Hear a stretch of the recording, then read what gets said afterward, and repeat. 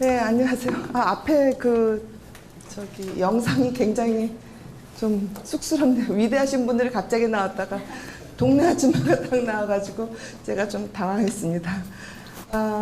오늘 사실 저는 여기 오는 거를 굉장히 좀 떨리고 영광스럽게 생각하고요. 특히 이 주제가요.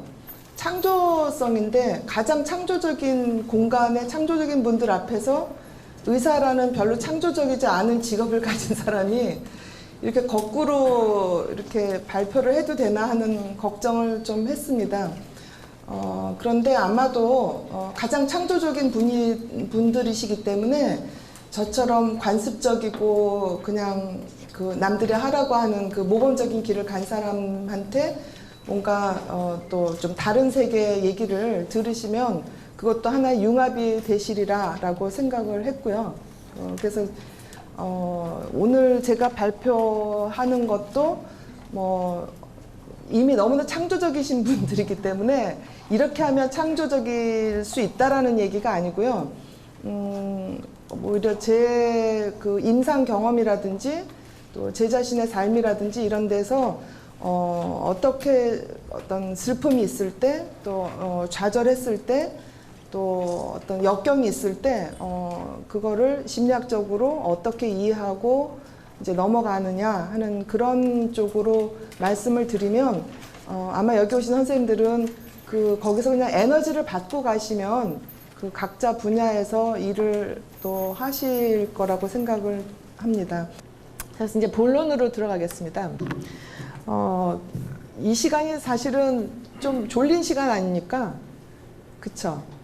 그래서 제가 걱정이 좀 됩니다. 어떻게 하면 또 세월호 일에서 어디 가서 좀 웃기기도 좀 죄송스러워요. 그래갖고 웃기지 않으면서 졸리지 않게 하는 이게 굉장히 어려운 거고, 특히 첫 번째 여자 강사라며요, 지금 제가. 근데 제가 못하면 아마 역시 여자는 다신 하지 마 이렇게 될까봐 또 걱정이 됩니다. 그래서 제가 다른 강의보다 여기 더 어려운 것 같아요. 그 전에는 제가 임상에서 또 어디 뭐 교육이나 이런 데 가서 10대 애들한테 물어보면 무슨 얘기를 했냐면 10억만 주면 저 감옥에 갈래요 이렇게 얘기한 애들이 있었어요. 그리고 다른 아이들 좀 뭐 다치면 어때요? 그러면서 서서히 서로 공감하는 거를 잃어간다는 걸 느끼고 있었던 참이었어요. 어떤 그 부자 아줌마들끼리 지난번에 그 선거할 때 우리는 우리 재산만 지켜주면 살인자라도 대통령 뽑아요. 그런 얘기를 저 직접 몇 번 들었어요. 아니 정가가 몇 범이면 뭐 어때요? 우리 재산만 지켜주면 너무나 충격적인 그런 거를 여러 번 연령이나 뭐 이런 거를 막론하고 그런 걸 들었었는데 세월호 사건이 어쩌면 그런 사회에 딱 경종을 준 게 아닌가 그런 생각을 했습니다. 그러니까 어떤 힘든 문제가 있고 고통스러운 문제가 있을 때 누군가 이걸 해결해 주겠지가 아니라 내가 한번 해결을 해봐야지 하는 거. 그러니까 아인슈타인 같은 사람은 엘리베이터에서 그 물건을 떨어뜨렸을 때 물건이 공중에 있을까 바닥에 있을까 그걸 어렸을 때 고민을 했다는 거예요. 근데 아마 그런 고민은 여기 오신 분들 하신 분들 꽤 있을 것 같아요. 저도 그런 고민 한 적이 있으니까요. 근데 그 고민을 하고 그냥 넘겼는데 아인슈타인 같은 사람은 그걸 고민을 끝까지 가서 상대성 이론을 만드는 거죠. 그러니까 인큐베이션이라는 게 자기 안으로 내면화 시켜야 그게 이제 진짜 창조적인 거로 된다는 거죠. 그리고 이제 인티메이션이라는 게 뭐냐면 정동 반응입니다. 그러니까 그 감정이 있어야 뭔가를 만들어내는 거죠. 그래서 아까 제가 피카소가 굉장히 가난했다 얘기를 하는데 바로 그 가난이 피카소로 하여금 엄청나게 그림을 그리게 만든 거죠.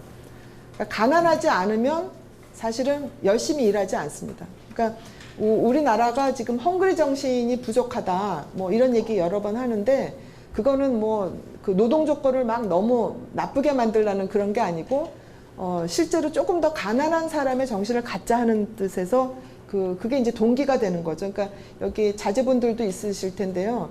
내 아이를 창조적으로 키우기 위해서는 절대로 풍요롭게 하면 안 되죠. 뭔가 좀 부족하게 하고 뭔가 좀 아쉽게 해야 걔네들이 이제 뭔가 동기가 생깁니다.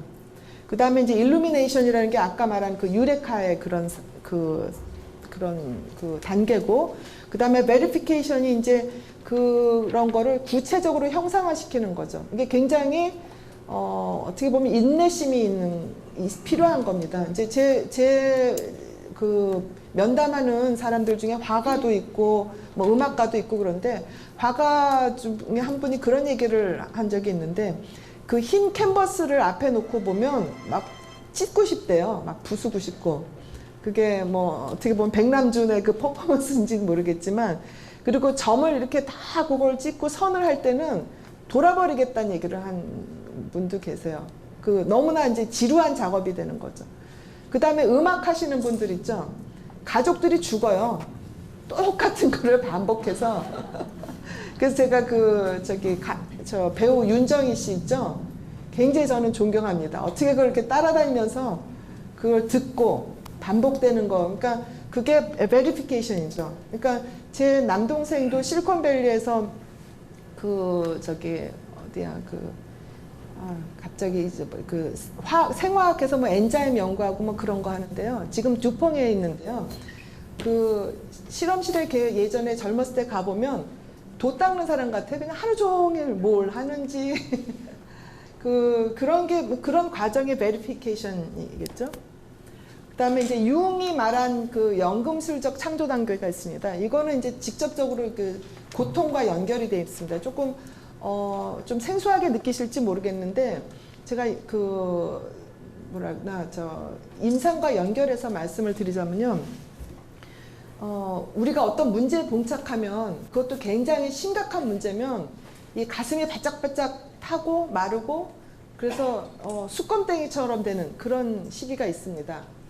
뭔가 뭐 예를 들어서 돈이 갑자기 없어진다든가, 아이한테 무슨 병이 난다든가, 뭐 내 애인이 뭐 배신을 했다든가, 뭐 이럴 때 가슴이 타는 단계가 바로 이제 첫 번째 루비도 단계입니다. 고통의 시간이 되는 거고, 그 다음에 그게 조금 더 지나면 그냥 내 마음은 다 하얀 재로 변했다, 뭐 이런 얘기.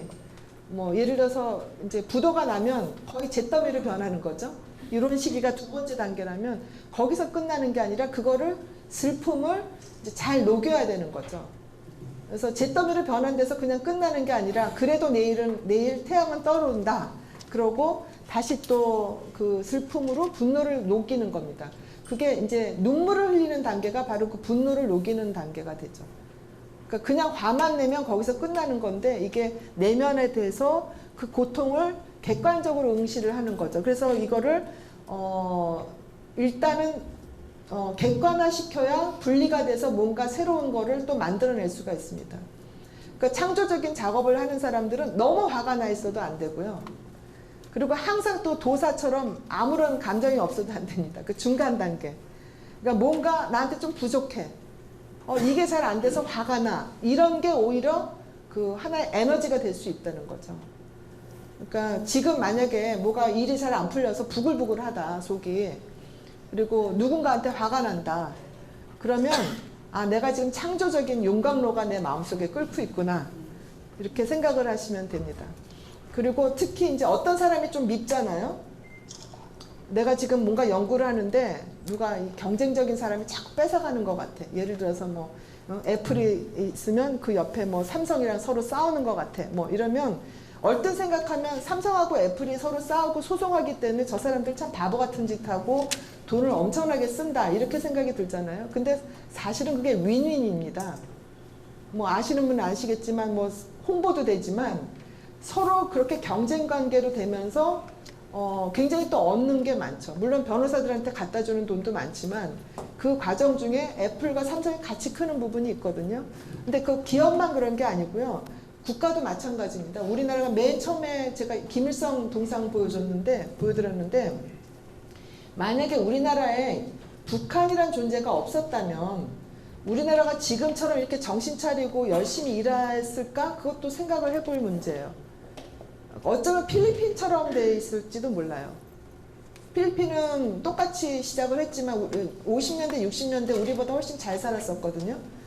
근데 그 어떤 위협적인 존재가 없이 그쪽 나라는 굉장히 또 카톨릭이고 그래가지고 별로 그렇게 경쟁적이지 않아요. 그러니까 우리나라한테 북한이란 그 위협 요소가 없었다면 어쩌면 훨씬 더 지금보다는 낙후됐을 가능성도 있고, 또 일본이라는 것도 마찬가지입니다. 우리 어렸을 때 뭐 일본을 따라가려면 몇십 년이 걸린다, 뭐 왜 우리가 일본한테 합병이 돼서 이 고생을 하느냐, 뭐 이런 생각을 많이 했지만, 또 일본이란 나라가 있기 때문에 뭐 소니나 파나솔릭을 제치고 우리나라가 또 가는 부분도 있습니다. 근데 이거를 이제 융 심리학에서 뭐라고 얘기하냐면 그림자의 개념으로 얘기를 합니다. 섀도우라고 그러는데요. 이 그림자는 내가 갖고 있지 않은 어떤 거를 갖고 있는, 그래서 그 그림자를 보면 화가 나고 속상하고 좀 가서 어떻게 좀 해코지도 하고 싶고, 이런 거를 이제 그림자 개념이라고 합니다. 그러니까 극우의 그림자는 극자가 되겠죠.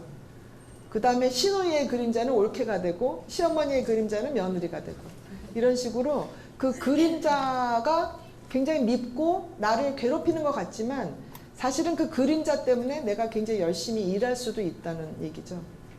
그래서 그림자는 나를 환하게 비춰주기도 합니다. 그러니까 예를 들면 여기 이제 여자분들도 계시는데 꼭 보면은 동서나 신우들 중에서 굉장히 얄미운 사람 있죠. 뭐 집안에 일 있으면 일 안 하고 뺀질뺀질 거리고 그랬구나. 저 여자 때문에 막 너무 속상하고. 그럼 제가 뭐라고 얘기하냐면 바로 그 여자 때문에 당신이 빛이 납니다, 이렇게 얘기를 해요.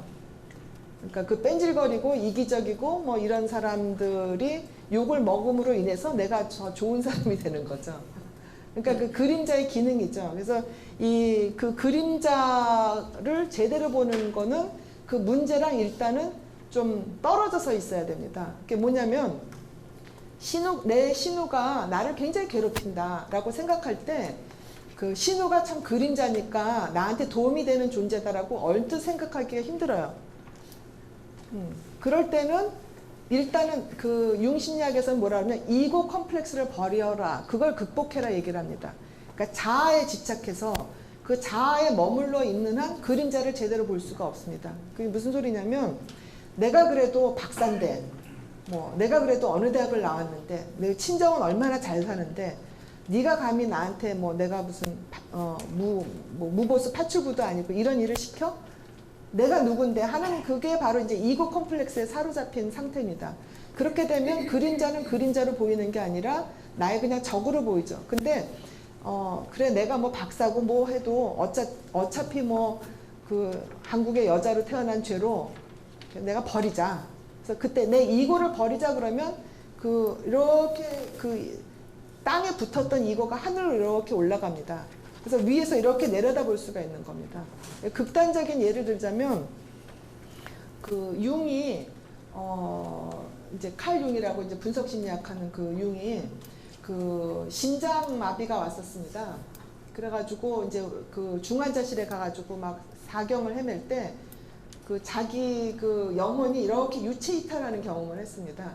그래갖고 하늘 위로 이렇게 올라가서 지구를 내려다봤어요. 그러면서 아 내가 얼마나 이 이고 컴플렉스에 사로잡혀 있었구나. 그러면서 그 다음 단계로 이제 그 내적인 성숙을 가져온 거죠. 그러니까 그 우리 심리학적으로도 이렇게 자기 자신의 이고에서 이렇게 벗어났을 때 굉장히 넓은 거를 조망을 할 수 있다는 겁니다. 그게 이제 이고 컴플렉스를 벗어나서 섀도우를 제대로 보고 그게 이제 개성화 과정으로 가는 거죠. 그러니까 그게 이제 그 분리와 융합과 발효 이제 퍼멘테이션이 또 굉장히 중요합니다. 왜냐하면 여기 아마 생화학 하시고 뭐 이런 분들도 있을지 모르겠는데 그 화학적인 변화의 전 단계는 사실은 부패, 일종의 부패죠. 그러니까 성경에서도 말하는 썩어야 하나리 미랄이 썩어야 된다라는 그 얘기입니다. 그러니까 내 마음이 썩어야 그 다음 단계로 넘어가는 거죠. 그러니까 우리 사회가 썩었다는 걸 인정을 하고 반성을 해야 그 다음 단계로 넘어가는 거죠. 이제 그게 그 부패, 발효가 얼마나 사실은 엄청난 변화입니까? 그러니까 그냥 하나의 포도알이 이 엄청나게 변해서 이 와인으로 냈을 땐 전혀 다른 그 영향을 우리한테 주지 않습니까? 그리고 그 발효하는 것뿐만 아니라 증류, 그러니까 뭐냐면 이렇게 퓨리피케이션이죠. 그러니까 정화시키는 게 필요하죠. 그러니까 정화에는 뭐 나쁜 사람들 벌 주는 것도 정화일 수 있고, 또 우리 안에 있는 아까 말한 대로 그 이고 컴플렉스, 자기 자아 컴플렉스에서 벗어나는 것도 역시 정화가 될 수가 있습니다. 그 다음에 마지막 단계로는 그거를 단단하게 응축을 해야 되는 거죠. 그냥 그러고 난 깨달았어. 난 다 모든 거 다 내려놨어. 그리고 나 하느님 앞에서 다 용서받았어. 구원받았어. 그러고 나서 이제 똑같은 거를 되풀이하면 그건 응축이 아니죠. 코아귤레이션이 아닌 거죠. 이게 아까 그 권진규 조각가의 작업실처럼 연금술사들의 작업실인데요. 여기 오신 분들의 어떤 그 작업실도 어쩌면 이런 풍경이 아닐까 생각을 합니다. 근데 이제 여기서 창조적인 거를 자꾸 얘기를 하다 보면 그 창조적인 사람들 중에 미친 사람들 많아. 뭐 이런 얘기 들어보신 적 있을 것 같아요. 그리고 우리 아이들 너무 창조적으로 키우다 보면 걔네들 좀 이상해지는 거 아니야? 뭐 학교에서 잘 적응 못하는 애들 되는 거 아니야? 또 거꾸로 우리 애는 문제가 있다고 선생님이 막 얘기를 하잖아요. 그러면 우리 애는 특별해서 그래요. 우리 애가 좀 창조적이라서 그래요. 그리고서는 그 과잉행동 증후군 뭐 이런 거 있어도 그냥 방치하고 이런 경우도 꽤 있습니다. 그래서 이게 사실은 다 신화들이죠. 우울한 사람이 더 창조적일 수는 없습니다. 일단 아까 제가 말씀드린 대로 정동 반응이 있어야 되기 때문에 감정이 행복해야 창조적이 되죠. 그러니까 아이들 이제 학부모님들 또는 밑에 부하 직원들 이렇게 데리고 계셨을 때 좀 보면은 속상할 때 많죠. 애가 공부도 안 하는 것 같고 또 실적도 좀 못 내는 것 같고 그러면 이렇게 성질이 막 나잖아요. 그래갖고는 막 야단을 치죠. 애들 보고 너 그래가지고 앞으로 뭐가 될 거냐. 그리고 뭐 직원들 앞에 놓고서는 이따위로 해가지고 뭐 이러고 막 이제 화를 내면 그게 그 아이들이나 부하 직원들한테 어떤 영향을 줄 것인가 생각해 보면 절대로 그렇게 하면 안 되는 거죠. 왜냐하면 기분이 나쁘면 일단 사람들은 창조적이 될 수가 없어요. 뭐라 그러나 그 작업 효율이 떨어지게 됩니다. 그래서 우리나라가 전 세계에서 가장 근로 시간이 긴 거 아시죠? 그런데 생산성은 떨어지는 것도 아시죠? 그 이유 중에 하나죠. 그러니까 작업 환경이 즐겁지 않으니까. 그리고 너무나 위계질서, 권위주의 뭐 이런 거에 돼가지고 하고 싶은 얘기를 못하니까 이 한이 되고 분노가 이렇게 쌓이면 1시간에 할 것도 10시간이 가는 거죠. 그러니까 애들을 데리고 엄마 아빠가 이따위로 해가지고 그러면서 자꾸 야단치고 이렇게 되면은 그래서 공부를 못하게 되는 거죠. 그러니까 아동학대를 받는 아이들을 이렇게 그 징후 중에 하나가 성적이 떨어집니다. 공부하라고 다그치면 성적이 오르는 게 아니라 오히려 더 떨어질 수가 있는 거죠. 그래서 우울하면 창조적이 될 수는 없기 때문에 이렇게 저 같은 정신과 의사가 이 사회에서 필요한 게 아니냐. 또 창조적인 사람은 곧 우울해질 것이다.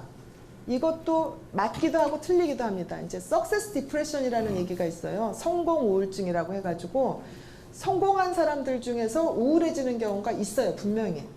이제 그게 이제 파우스트 이펙트 같은 거라고도 할 수가 있는데 파우스트가 아마 그 작품을 읽거나 연극 보신 분은 알겠지만 모든 걸 다 갖췄는데 그 메피스토펠레스한테 영혼을 팔잖아요.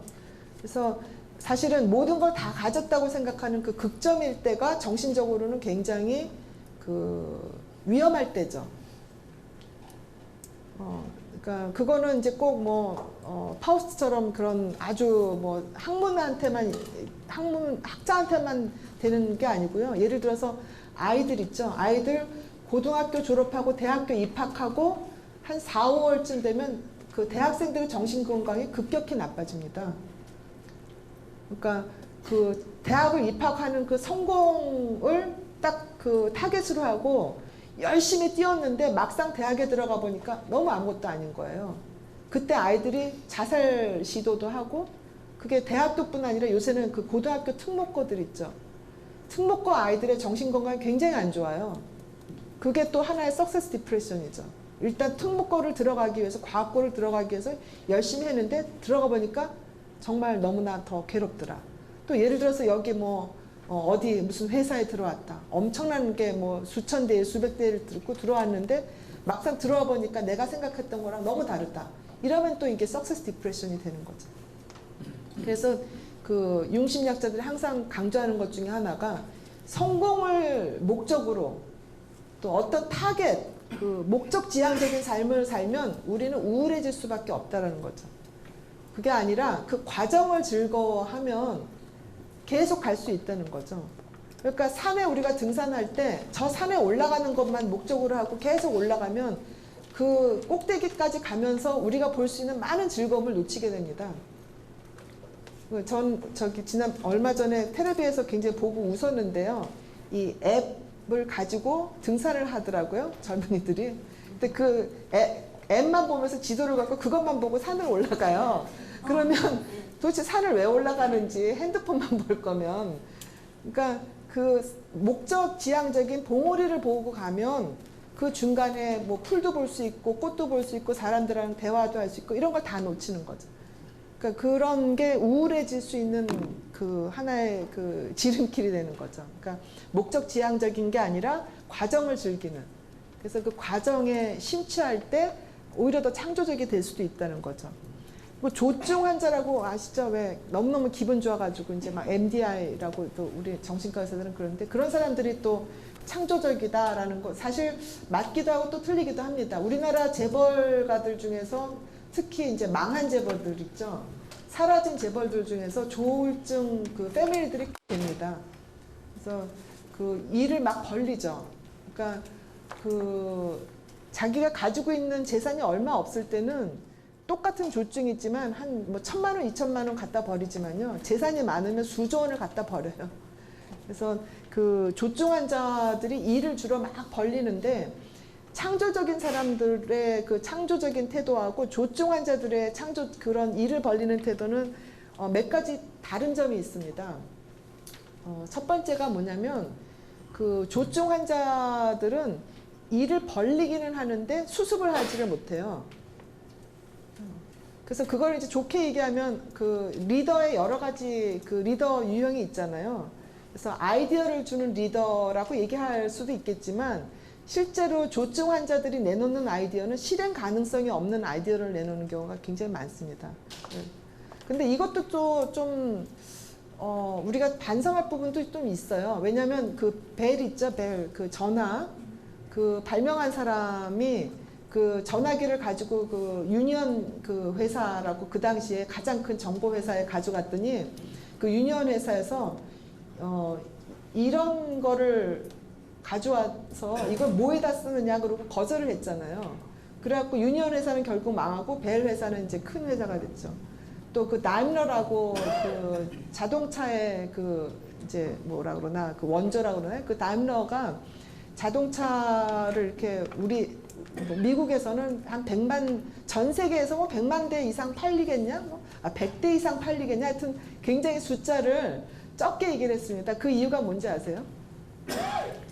운전기사가 굉장히 숙련된 노동자이기 때문에 자동차를 많이 만들어내면 그 숙련된 노동자를 계속 공급을 할 수 없기 때문에 자동차를 많이 만드는 게 불가능할 것이다. 그렇게 다임러는 얘기를 했고 포드는 무슨 소리냐. 대량으로 해서 만들면 된다 해가지고 누가 이겼습니까? 포드가 이겼거든요. 그런 게 과학사에 보면 뭐 무수히 많죠. 그 컴퓨터도 역시 마찬가지잖아요. 처음에 50년대, 60년대 미국에서 컴퓨터 6대만 있으면 모든 일이 다 해결된다. 그래서 컴퓨터를 무지하게 큰 거를 만들 거라는 생각을 했죠. 그래서 거기에다가만 투자를 한 사람이 있고 애플 같은 사람은 그게 무슨 소리냐. 퍼스널 컴퓨터를 가면 된다 해서 그 애플이 얘기했을 때 처음 얘기했을 때 그 엉뚱한 소리다. 그 말도 안 되는 소리다. 네가 환자다. 뭐 이렇게 얘기를 했는데 결국에 이렇게 이겼거든요. 그러니까 그거는 후견지명이라서 제가 여기서 얘기를 하는 거지만 선견지명이 있는 사람은 또 이게 조증인지 창조적인 에너지인지 그건 또 이제 봐야 되는 거죠. 그래서 지금 그 하나 예를 들자면 버진 그룹 아시죠? 그 우주선 지금 해서 여행을 하잖아요. 그래서 그 버진 그룹 회장 보고 뭐 괴짜다 뭐 이런 얘기하고 누가 화성 가서 살겠느냐 그게 뭐 돈이 되겠느냐 하는데 실제로 모집을 하니까 화성 가서 안 돌아오겠다는 사람이 뭐 어마어마하게 많아서 그게 돈이 되더라. 그러니까 그 선견지명을 가진 사람은 좀 또 다르지 않겠느냐. 그 다음에 창조성을 남발하면 정신분열증이 된다 하는 얘기도 또 있죠. 그래서 쟤 너무 똑똑했는데 천재인데 알고 보니까 나중에 정신분열증 됐어. 근데 이게 맞기도 하고 또 틀리기도 합니다. 왜냐하면 정신분열증이라는 게 뭐냐면 신경세포가 너무 피로해가지고 말하자면 와이어가 이제 망가지는 거거든요. 그래서 정신분열증이 되기 직전에 보면 굉장히 엄청난 스트레스를 겪어요. 부모 중에 누가 죽었다든가, 뭐, 주로 이제 뭐 재수를 한다든가, 저 실현을 한다든가 해서 굉장히 아주 그 힘든 고비가 있을 때 딱 무너지게 됩니다. 근데 모든 사람이 딱 다 그렇게 무너지나면 그런 건 아니고요. 이제 그 뇌에 기본적으로 결함을 가지고 있는 사람들이 똑같은 스트레스가 와도 이제 무너지게 되죠. 그래서 그 정신분열증이 발병되기 바로 직전에 굉장히 공부도 열심히 하고 뭐 엄청난 프로젝트도 뭐 발표도 하고 그러면서 와이어를 막 오버로딩을 시켜가지고 결국에 정신분열증이 되는 케이스도 있긴 있습니다. 그러나 모든 사람이 다 창조적인 에너지가 너무 심하게 쓰면 정신분열증이 되는 건 아니죠. 그 다음에 또 한 가지 우리가 간과하기 쉬운 게 뭐냐면 지능이 높은 사람이 창조적인 거다. 그래서 이제 많은 사람들이 그 영재 교육을 막 시키려고 하고 그 다음에 직원들을 뽑을 때도 기왕이면 IQ가 높고 뭐 이러면 창조적일 것이다라고 생각해서 뭐 학벌이 좋은 사람들 뽑고 이러잖아요. 근데 실제로는 그렇지 않다는 거죠. 그러니까 과거의 위인들이나 이런 사람들, 이제 성공한 사람들의 IQ를 이렇게 해보면 IQ가 생각보다 높지 않아요. 그리고 우리나라의 CEO들, 성공적인 CEO들 IQ를 재보면 100보다 조금 높대요. 그리고 정치가들은 100보다 조금 못하대요. 그러니까 사회의 성공은 절대로 IQ가 보장하는 게 아니죠. 그게 왜 그러냐? 왜냐하면 IQ는 사람의 성장 발달의 한 세트죠. 그래서 IQ가 높은 사람들은 뭐 다 아시는 EQ가 낮을 가능성이 많고요. EQ 말고 저는 이제 그걸 LQ, SQ라고 제 나름대로 장명을 했는데 그 LQ가 뭐냐면 리저, 그러니까 레저하는 그 능력이 떨어지죠. 그러니까 공부 잘하는 사람들 중에서 정말 재밌게 창조적으로 노는 사람이 많지 않아요. 그 다음에 사회성이 좋은 사람도 역시 많지 않아요. 그 다음에 다른 사람들의 공감해주는 그것도 많지 않습니다. 그리고 도덕적인 것도 역시 많지 않습니다. 그러니까 그 미국의 그 피라미드 해서 지금 뭐 수백 년 받고 폰지로 들어간 사람 같은 경우 그러니까 미국의 나스닥의 창시자였던 그 사람 이름이 제가 갑자기 생각이 안 나는데 그 사람이 그 폰지 사기로 해가지고 감옥에 들어가서 이제 일종의 그 이름이 생각이 안 나요. 근데 그 사람이 들어가기 전에 미국에서 뭐라고 그랬냐면 천재라고 얘기를 했습니다. 실제로 머리도 좋고요. 근데 그 사람 때문에 미국 경제가 흔들흔들했던 거죠. 또 불란서도 역시 그 불란서의 그 제일 큰 은행에서 엄청나게 돈을 빼들어서 불란서 경기가 흔들리지 않았습니까? 그래서 그 IQ가 높은 사람이 범죄를 저지르면요, 나라 경제가 흔들려요. 그러니까 굉장히 암적인 존재가 될 가능성이 많아요. 그 김일성도 굉장히 머리가 좋고요. 그 다음에 EQ, SQ 다 높은 사람이에요. 그 김일성을 만나고 온 사람들은 다 반해요. 굉장히 좋은 사람이고 아주 남자 중에 남자고 또 굉장히 예의 바르고 생각도 많고. 그래서 어떻게 됐어요? 북한 사람들 얼마나 도탄에 빠뜨리겠어요. 히틀러도 굉장히 머리가 좋은 사람입니다. 그래서 IQ가 높고 지능이 높은 사람이 절대로 이 사회에서 항상 도움이 되는 건 아니에요. 굉장히 오히려 위험할 수가 있는 거죠. 머리 나쁜 사람이 사고 치면 동네에 그냥 바보가 되는데요. 네, 머리 좋은 사람이 사고를 치면 전 국민이 다 바보가 돼요. 이 도덕 지수가 굉장히 저는 중요하다고 생각합니다. 그리고 마지막에 그 동성애자는 좀 또 재미있는 거라서 제가 말씀드리는 건데, 그 플라톤이나 다빈치, 보들리아르, 랭보, 또 영화감독 파스빈더, 또 영화배우 조디 포스터, 또 그 유명한 그 코미디언 엘렌 디제너스 이 사람들이 다 그 저기 동성애자들입니다. 근데 다빈치는 이제 설왕설래가 있지만 동성애자들이 왜 그 창조적이 될 것 같습니까? 이유가 여러 가지가 있어요. 첫 번째는 뭐냐면 사회에서 그 핵심 주류가 될 수 없는 사람들입니다. 그러니까 영어로 말하면 퀴어라고 얘기를 하는데 괴짜들, 그러니까 그 변경, 성 밖에 있는 사람들입니다. 성 밖에 있기 때문에 창조적이 될 수 있는 거죠. 그 유대인들이 참 창조적이다라고 얘기를 하면서 뭐 유대인의 특별한 교육법 그러고 뭐 탈무드 사람들 얘기하는데 제가 미국에서 이렇게 보면 유대인들 교육하는 거 우리나라 사람들이랑 별로 틀린 거 없어요. 거기도 유대인 엄마들 지독하고요. 달달달달 볶게 하고 암기시키고 뭐 그러는데 그 유대인들이 창조적인 이유는요. 그 유대인들이 변경해서 살았기 때문에 창조적인 거죠. 핵심이 될 수가 없어요. 그러니까 유대인들이 의대 법대를 들어가는 게 미국에서 20세기 초반에 겨우 들어갈 수 있었습니다. 그러니까 그때까지 들어가지를 못했던 거예요. 그러니까 우리나라가 지금 베트남이나 뭐 필리핀에서 온 다문화 가족들에 대한 어떤 차별하듯이 미국의 주류 사회가 유대인들한테 차별을 했기 때문에 유대인들이 미국에서 훨씬 더 창조적인 면이 있다는 거죠. 그래서 그 동성애자들은 그런 면이 있고요. 두 번째는 이제 융심리학에서 말하는 굉장히 중요한 개념인데 그 혹시 아니마 아니무스라는 개념 들어보신 적 있으세요? 여성의 무의식에는 남성적인 측면이 있고 남성의 무의식에는 여성적인 측면이 있습니다. 그래서 여자들이 이제 중년이 되고 노년이 되면 점점 더 남성화되죠. 저도 가끔 가다 이렇게 머리 안 빗고 거울 보다 보면 아버지가 있어요. 그리고 이 아프리카 속담에 보면 남자와 여자는 태어날 때 여자는 태어날 때 천사 100개를 가지고 태어나고 남자는 악마 100개를 갖고 태어났는데 해마다 서로 교환을 한답니다. 그래갖고는 100살쯤 되면 남자는 천사로 변하고 여자는 악마로 변한다. 그게 뭐냐면 여자들은 이렇게 점점 나이가 들면 여성 호르몬은 없어지고 남성 호르몬의 역할은 늘고 남자들은 여성 호르몬이 더 늘어나서 이제 한 5, 60쯤 되면 이제 아저씨들이 텔레비 보면서 우시죠. 20, 30대는 여자들이 주로 울고. 그게 뭐냐면 남자의 무의식에는 여자가 있고 여자의 무의식에는 남자가 있다는 거죠. 그래서 마초맨이라고 그러잖아요. 철저하게 남자 같은 남자. 또 굉장히 천상 여자라고 그러죠. 철저하게 여자 같은 여자. 어떤 사람이냐면 마초맨은 근육 이렇게 쓰고 짐 막 들고 이제 천상 여자는 이제 그 소위 말하는 된장녀 뭐 이렇게 뭐 사고 그런 사람들이 주로 천상 여자잖아요. 이런 사람들은 창조적이 될 수가 없어요. 그러니까 남자 역할만 하고 여자 역할만 하기 때문에.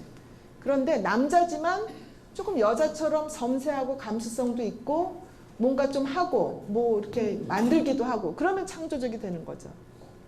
그래서 예술가나 뭐 무슨 또 극작가나 뭐 문필 뭐 이런 사람들 보면 실제로 들어가 보면 에이 전 남자가 뭐 저래 그런 그 얘기 들을 만큼 성격이 참 째째한 사람들이 많아요. 그래서 부인들이 굉장히 고생을 하죠. 예. 또 여자들도 보면 뭐 힐러리 클린턴이나 뭐 우리 박근혜 대통령이나 뭐 메르켈 총리나 이런 사람들 보면 한 심리학자가 얘기해서 욕을 먹긴 했지만 대부학적으로만 여자고 실제로는 남자보다 더 남자 같죠. 그래야 또 이제 천하를 호령하지 않겠습니까? 그런 사람들이 창조적으로 되는 거죠. 그러니까 그 동성애자들이 창조적이기 때문에 동성애를 하라는 뜻이 아니라 이 동성애자들은 남성적인 측면과 여성적인 측면을 같이 쓰고 있는 사람이다. 그러니까 뇌를 다 같이 쓰고 있는 사람이다라고 얘기하시면 그렇게 이해하시면 되겠습니다. 시계가 없어가지고 제가 그래서 이제 그 여성적인 면, 남성적인 면 같이 쓰기도 하지만 또 하나는 이 아인슈타인이죠. 아인슈타인이 피아노를 잘 쳤잖아요.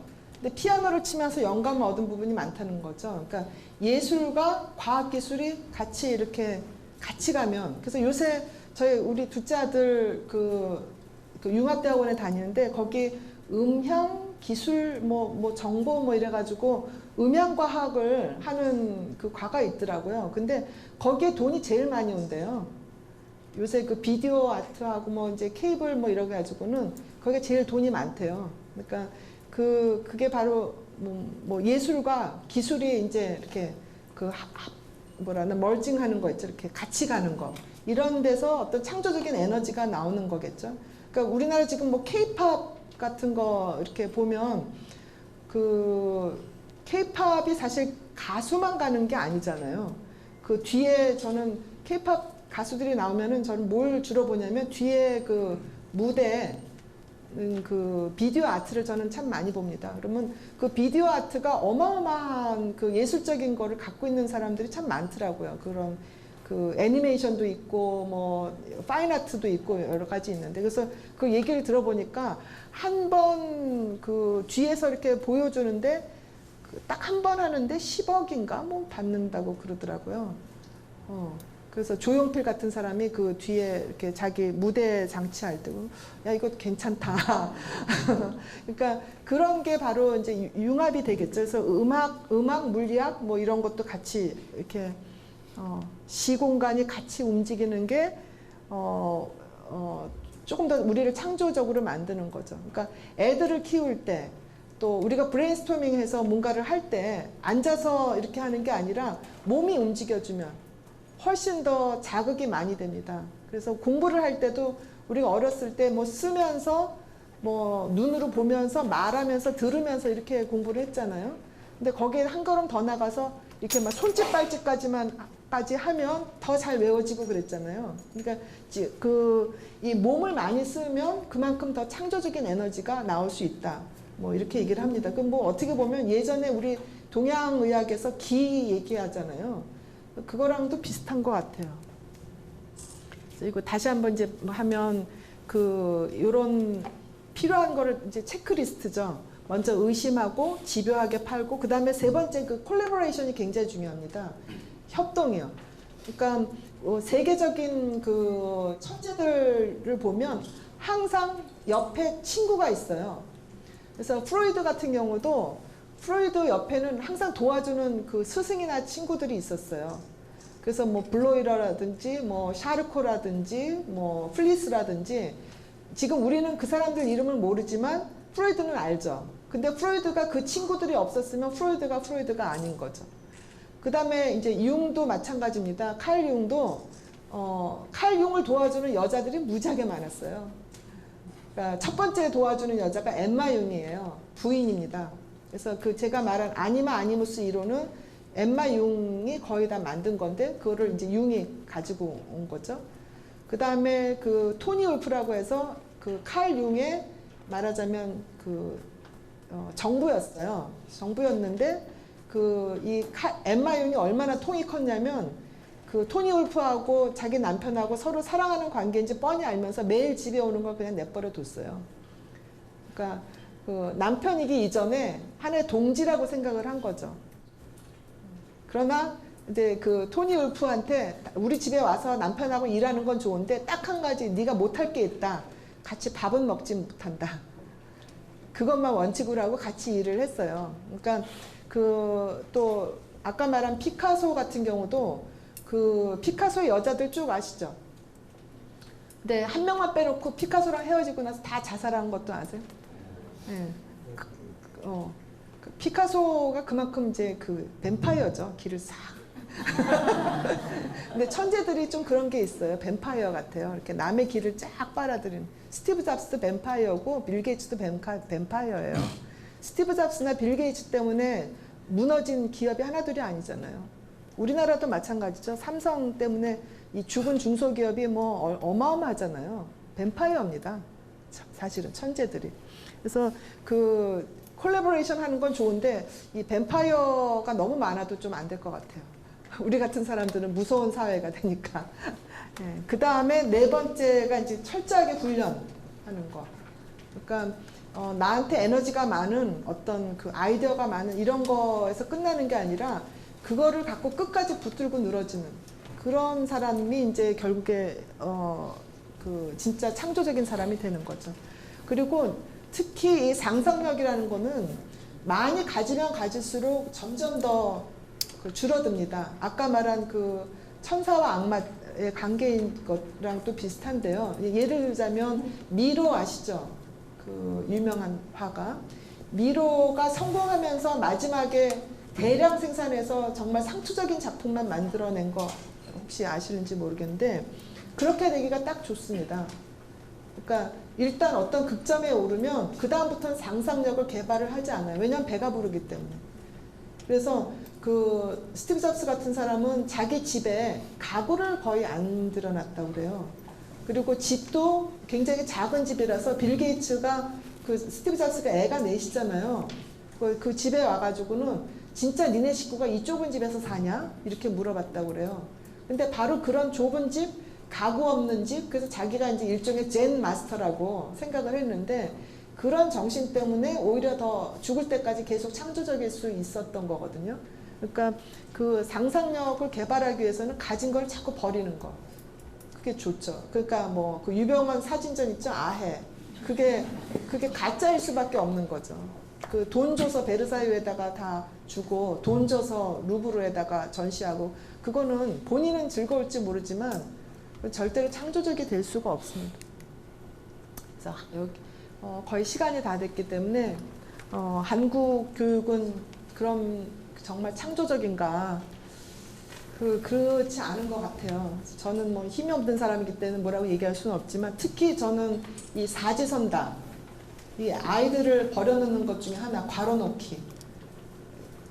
그 괄호넣기에 쓴 거 보면은 그 요새 저는 애들이랑 얘기하고 그러느라고 그 뿜이라고 아세요? 뿜? 그 젊은 분들은 아실지 모르겠는데 그 스마트폰에 보면은 왜 애들 그 초등학교 애들 저기 문제 풀어놓은 거 이렇게 보면 선생님들이 딱 X 쳐놨는데 제가 볼 땐 다 맞아요.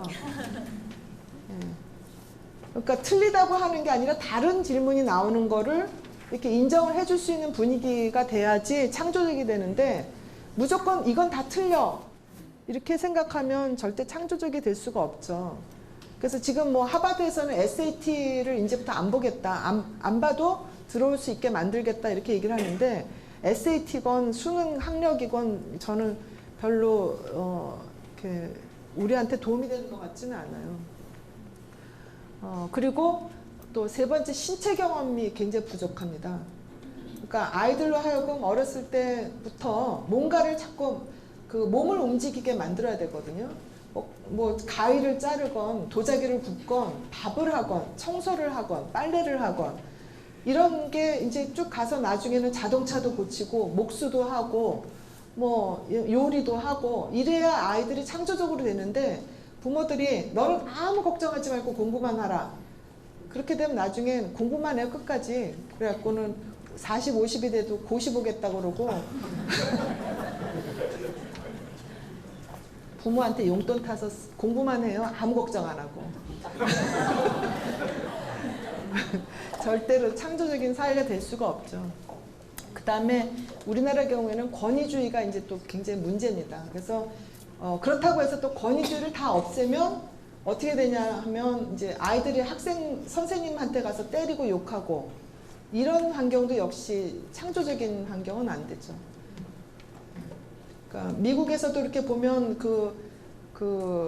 우리가 보기에는 미국이 굉장히 아주 자유스러울 것 같잖아요. 그런데 정말 좋은 학교의 중고등학교 아이들 보면 군대보다 더해요. 선생님들한테 하는 거 보면 아주 예절 바르고 군기가 바짝 들어 있고요.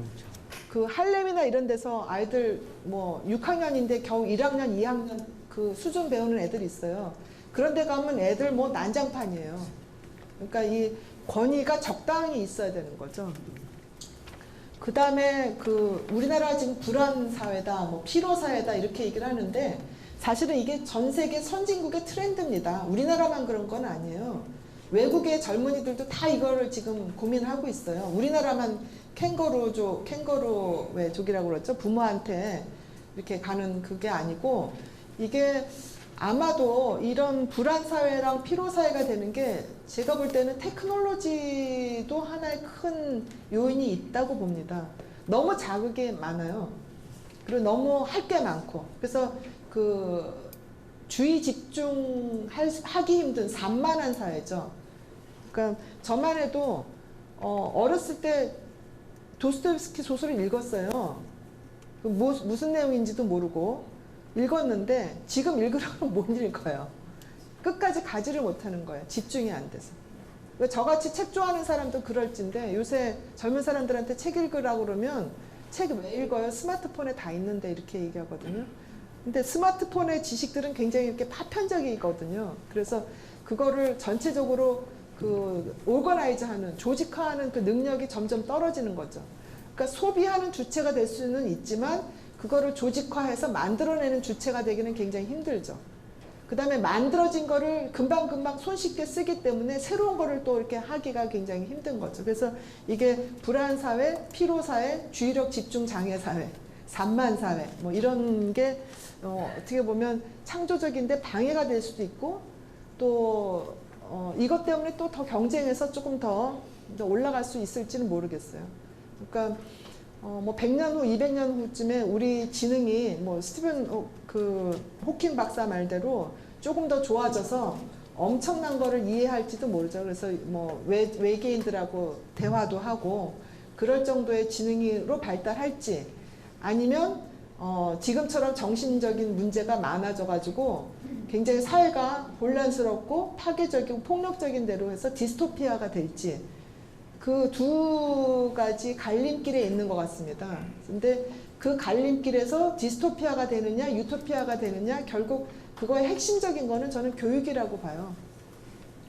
그러니까 우리 아이를 어떤 아이로 키울 것이냐, 디스토피아에 살게 할 것이냐 유토피아에 살게 할 것이냐, 그거를 더 고민하는 게 정말로 창조적인 고민이 아니냐. 그러니까 뭐 기술 발전이야 계속 우리가 하는 거기 때문에 가속도가 붙어서 계속 나갈 거예요. 이게 프로메테우스라고 이제 그리스의 아주 유명한 신이죠. 프로메테우스에서 인간 최초의 그 불을 발명하고 인간의 문명을 발달시킨 최초의 신입니다.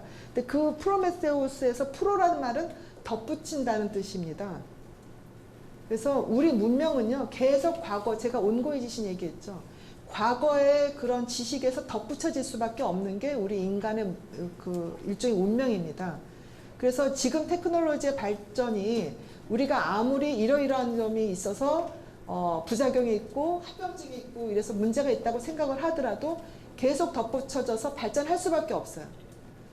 그런데 그 발전하는 그 속도와 방향과 깊이는 사람이 하는 거죠. 그러니까 뭐 유명한 그 컴퓨터 기계가 체스를 했죠. 체스를 해서 이겼죠. 그게 왓슨인가 아마 그 컴퓨터 기계죠.